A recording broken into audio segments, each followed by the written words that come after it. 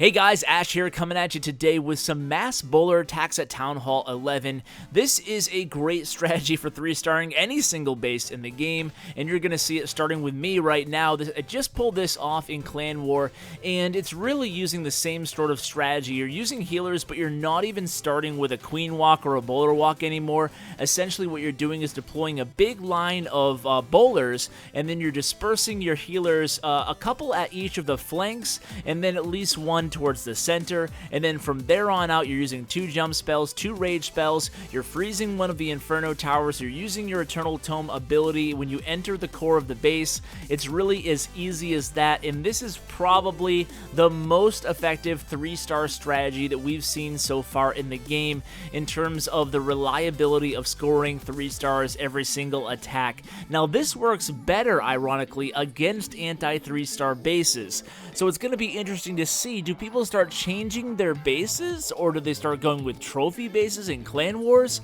I don't know what's going to happen, but to be honest with you, have a really easy time 3-starring anti-3-star bases. You can see I have tons of troops left alive at this point. Didn't even need to use my Queen's Royal Cloak ability at all. Easy 3-star. It certainly was easy. And even with the unpredictable bowler AI, if you use this strategy, when you have a big long line of bowlers engaging the base like this, it's really easy to still nail the 3-star. Even with unpredictable AI, you can see Obsidian here doing the same thing. He's starting his flanks a little bit earlier, 2 flanks of bowlers, and then he's going to deploy the golem in the clan castle, always rocking 1 golem in the clan castle, and then you enter the base via the 2 jump spells. We'll speed it up a little bit here. You can see now huge group of mass bowlers heading towards the core of the base. He's going to use his first freeze spell. As soon as he gets into those walls there, he's going to go ahead and drop his rage spell and then pop the Eternal Tome ability as soon as he starts engaging these clan castle troops here. So very, very nice attack.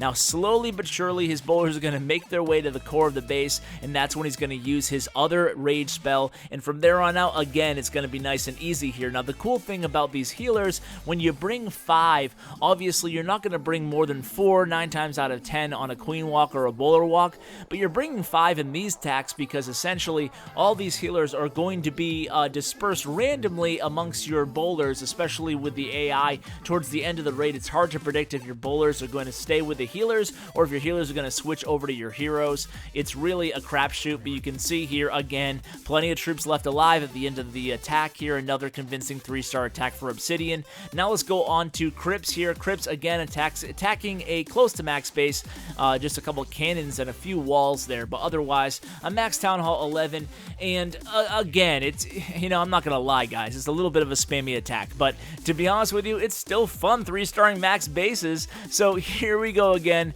This time Crypts is going to deploy a huge line of bowlers, and he does things a little bit differently here. He does not deploy 2 healers to both of the flanks, rather he just spreads the healers evenly, and again it's going to work out beautifully for him. He's going to save his second freeze spell for the far side Inferno Tower, now again using jump spell to access the base.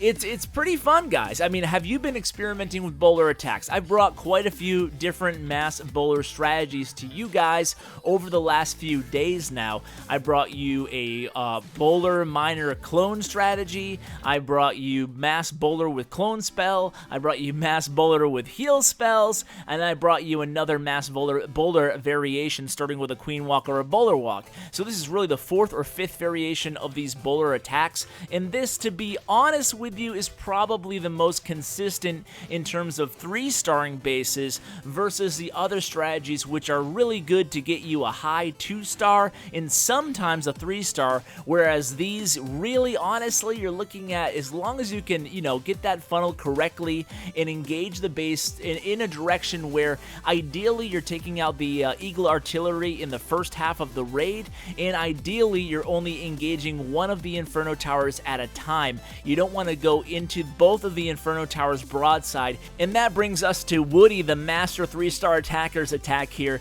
He starts out with a Queen Walk, a very, very short Queen Walk, and then what he does is he merges the Queen Walk with the bowlers into a jump spell, accessing the core of the base. Again here, he is actually going into both of the Inferno Towers broadside. It's of course ironic that I mentioned that right before the attacker does that, but in this case they're so close together that he's able to protect all his troops via the Eternal Tome ability, and then the rage right through them very quickly. So obviously, if they're that close together, it's really not the end of the world if you engage them directly. But if they're spread out, the Inferno Towers, then you don't want to go ahead and be taking out one while the other one is blasting away at your bowlers. So certainly there are a few ways to go ahead and use his strategy, but either way, bringing about 5 bowlers with, you don't even need wizards at all. You can see Woody brings a couple just for cleanup here, but the other attackers I don't think brought any wizards at all. It's just as simple as abusing bowlers and using a combination of heal spells and your Eternal Tome ability, as well as the jump spells to access the base.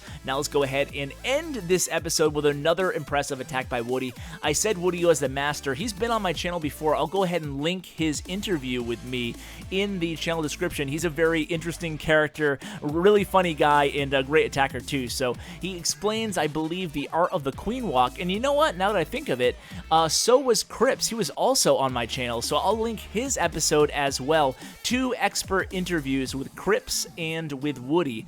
And Woody here, again, using his the same type of method he used on the previous attack. He's going to merge a Queen Walk, this time a little bit longer, into a mass bowler attack. He has this nice semicircle type thing going on with the bowlers, and that's really one of the cool things about Woody, is that what he does is he finds a deployment method that he's very, very comfortable with. If you watch both of these attacks, it starts out the identical way, and even the way he deploys those bowlers, I'm assuming he's using 3 or 4 fingers, and he's just tapping it 3 or 4 times, like double tapping 4 fingers, because he deploys them very, very quickly. Either that or he's dragging. I'll have to go back and rewatch, but either way, he gets them on the map really, really quickly. That way they stick together, and you can see in the core of the base here, utilizing that square right in the center, that cross I should say, and putting a jump right there to access the entire base. Again, all his bowlers, not all his bowlers, but a lot of his bowlers still alive at this point with the healers on them. That's a recipe for a 3-star attack,